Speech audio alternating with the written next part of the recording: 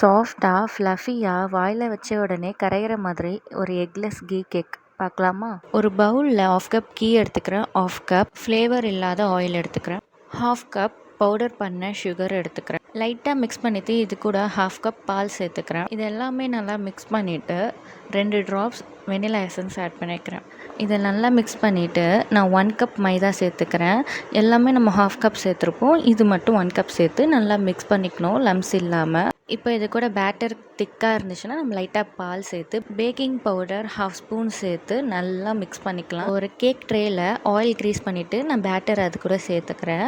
ஏர் free பண்ணிவிட்டு இதில் நான் கட் பண்ண நட்ஸு, ஆல்மண்ட்ஸ் அண்ட் பிஸ்தா சேர்த்து 35 மினிட்ஸ் இதை குக்கரில் வச்சு எடுத்தோன்னா கேக் ரெடி ஆகிடும்.